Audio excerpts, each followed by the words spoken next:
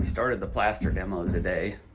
We had our City of Dayton inspector here today, and we were cleared for any extensive structural damage. He's going to note no structural damage, so everything from here is going to be demo, get this place down to the bare bones, and we'll be ready to start going back in with new work. We're starting from the top down, starting the ceiling, plaster demo and insulation. We'll get all this down, clean it up, and then start on the walls. I think... Limited edition crew up here. Any conditions, snows, rain, sun, we're on the job. It's about 24 degrees outside, so this is a good time to be doing plaster demo. It's not extremely hot up in the attic. Tyler's over here coming down through the living room space. Yes. So we'll be most likely a week and a half getting the place down to the bare bones and ready for new work. We'll have the electrical contractor, HVAC, and plumbing contractor in here today to give us the proposals for that portion of the work. And we met with the adjuster yesterday to go over final details on the estimate he put together. And we will get with the homeowner to work out all the small final details on the proposal we've provided to him for the total restoration of this project. And we'll bring you more as progress proceeds. All right, we're about day 4 in demolition. Let's take a look. Here's part of the crew here. Andrew, Little Clemmy, and Gavin. I think that's Gavin.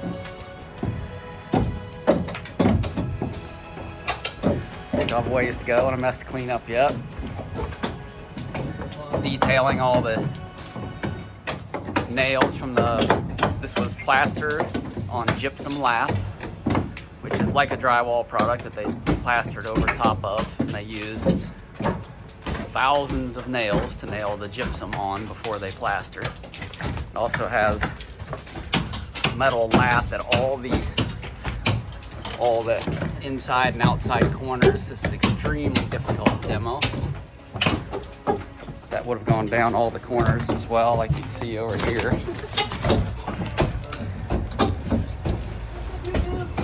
That's just for bonding the plaster in the corners. Really difficult to demo.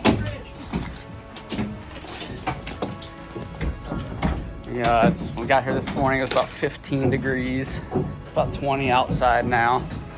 And we got 6-8 inches of snow coming this evening. So you can see we have a little bit of heat in case the guys' fingers and toes get cold.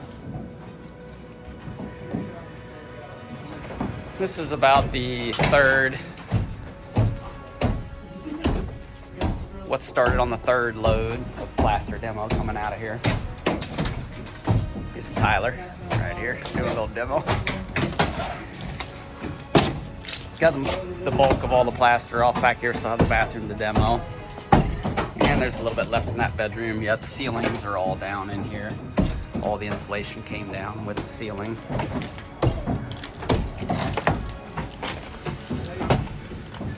The kitchen, we'll do a few modifications in here, expand it just a little bit so it's not so tight. It was a pretty small galley kitchen, if you remember, if you're seeing video 1 when we are coming in here. This house is brick on block, so there's a complete exterior block foundation all the way around the exterior, and then the brick on the face of that, as you can see over here. This is the exterior wall. This makes it a little more difficult to do wiring and plumbing on any of your exterior walls. This one they framed out a 2x4 wall in the living room here.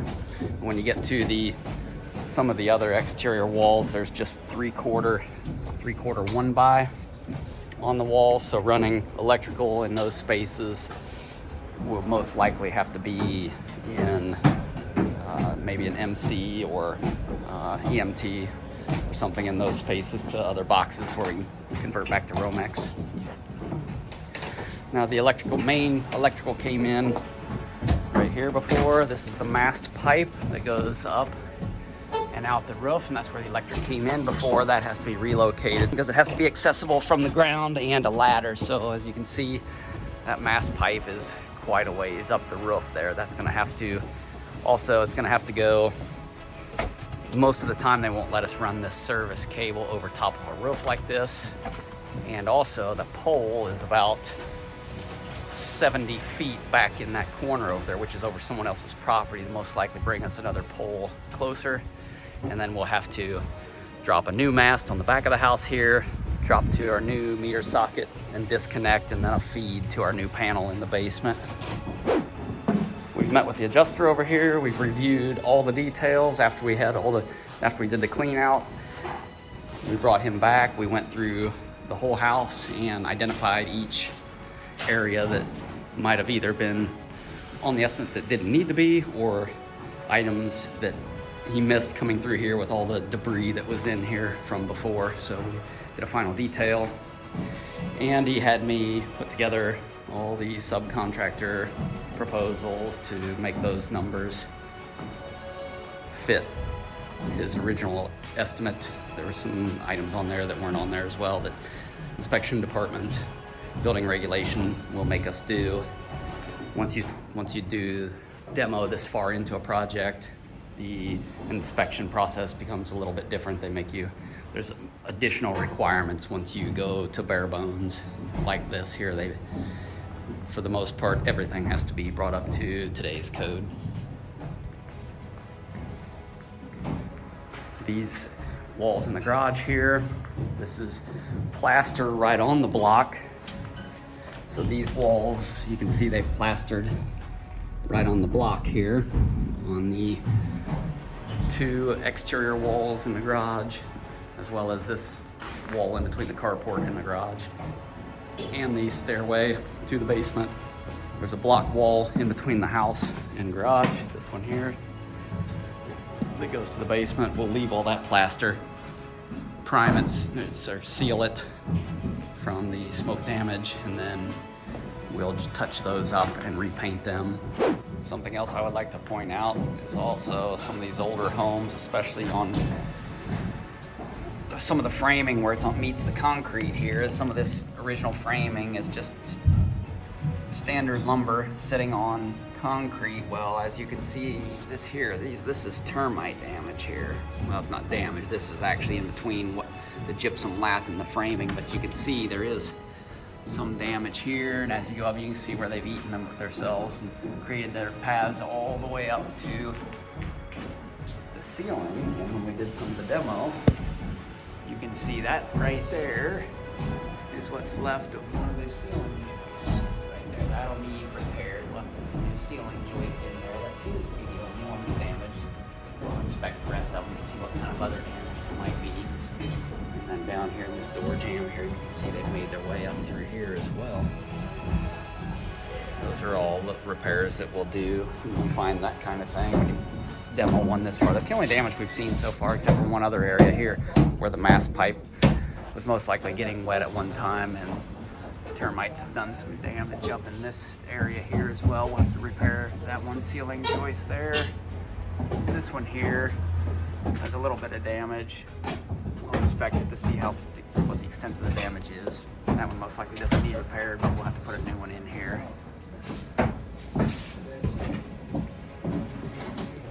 Something else we've done, we've left the carpet in here while we've done all the demo just to protect the floors. We're gonna preserve this one built-in right here. We're gonna salvage it, leave it in part of the new build, as well as the original fireplace mantle. It'll go back right here around the fireplace when we're doing the finish trim. So we've left all the carpet down here because most likely we're going to preserve the hardwood floors.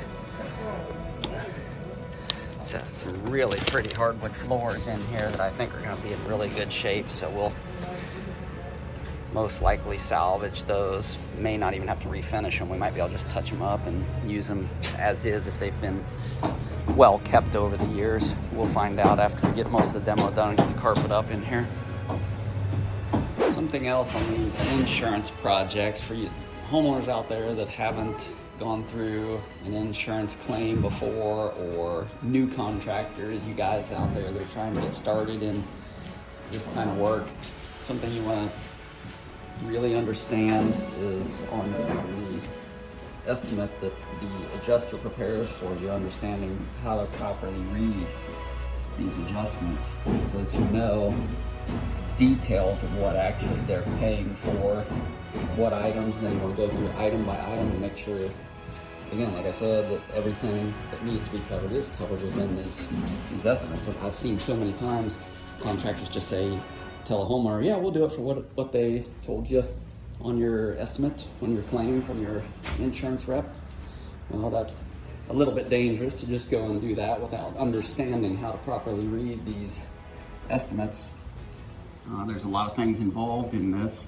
As you see, the quantity, let's say, just here, seal and texture paint ceiling, is their square foot. Now this is for a specific room, breakfast area room. So that this project, they went through room by room and did every detail of every room. The unit price for doing that, tax, overhead and profit. Overhead and profit is something that the adjusters will put in if there's more than, I think, two. I'm sure I'll get corrected if I'm wrong. I think if there's more than 2 different trades in on the project, then they put O&P in on everything, overhead and profit. Recoverable cash value, which is the number, the full number you get back if the work is officially complete in that area and they come back and inspect and see it's completed. The depreciation number, an amount they take off for if you don't do anything to that area, they'll be depreciated over time. They calculate these numbers by maybe how long ago it was done, the age of whatever product it is they're bringing in, on the actual cash value. See, it's different than they've removed depreciation from this number here to come up with the actual cash value. This is the first number you'll see in your check from your insurance company. Recoverable is the difference between these two. These numbers here, this depreciation is the number you'll get back after you perform all the work, and they come back and see that you performed all the work. But there's great videos out there on understanding these claims and estimates. And again, just do your homework on that before you before you come to a full agreement with your contractor. Make sure he understands how to read these, and also you understand how to read those, to be sure that, for one, your adjuster is paying for everything that he owes you for whatever your loss is, and another, so your contractor understands, between you and your contractor, the understanding is what kind of work is being done. At the end of this part 2 video, keep watching, we'll show you we had another incident here on the project. We'll bring you that at the end of the video. Alright, so check this out. This house, chained shut every night. Can't put any electrical in here on this project yet until we have some lighting. We're going through the very first electrical we're doing, putting in motion sensitive floodlights. We've got them on every corner of the house. Those will be on here in a couple days. We can't put any wiring in the house or plumbing or anything in the house yet until we get this thing fully secured. All the windows that the firemen took out, our windows will be here this week. Once we get the finished windows in, that'll help secure the exterior of the house. Right now we have plywood screwed on all the existing windows. Screws, not nails, harder to get off, as well as garage door, plywood and screwed shut. Won't believe this. All the gate access around here is chained. You have to have a pair of 36-inch bolt cutters to cut through this to get in here. Side gate chain. No trespassing signs posted. So with all of that, they still hopped the fence. They came over here where one of the glass block windows was removed by the firemen. They ripped this plywood off the wall that was screwed to the basement foundation wall and gained entry. But lucky them, there was nothing in here they could take. Everything we keep in here, if anything at all, look at that lock. They're not getting through that because most likely, with a pair of 36-inch bolt cutters they had, they sold anyway. So came in here to find everything well locked up. Now when they did come in this time, we did have 2 sledgehammers, a wrecking bar, 2 cat's paws, and our heater were the only things that weren't locked up, and they actually stole those. I'm not sure what that stuff's worth, other than possibly breaking into the next building or house or whatever they're doing. So we did lose a few tools that didn't get locked up, no big deal. We just know now that we have to lock up probably our lumber from here on out. Gang box for all our tools. Every night, everything goes in here. Boom, locks up. And not only do you have to do that, that's bolted to the floor. You better come with a big piece of equipment. I don't know what this is. This just got posted. I didn't even see this till we were walking around doing a security video. Looks like City of Dayton just posted something nice here for us. I'll take a look at that and see what that means. We got our building permit already. It's posted in the front window like it needs to be. Check this out. Fascia soffits damage, structural soundness, paint peeling from trim, rain gutter downspouts, more downspout violations, structural soundness violations. Are you kidding me? We got a building permit. That's what we're doing here. We're rebuilding the place. They can't send this. I'll have to give them a call and ask them what's going on with this. Check this out. We roll up one morning and somebody tagged the house. Looks like we had some artists in town. So what we get out of that. So subscribe and get connected. Stay tuned for what might happen next. I'm Donnie Clem and we're Clem Construction Group.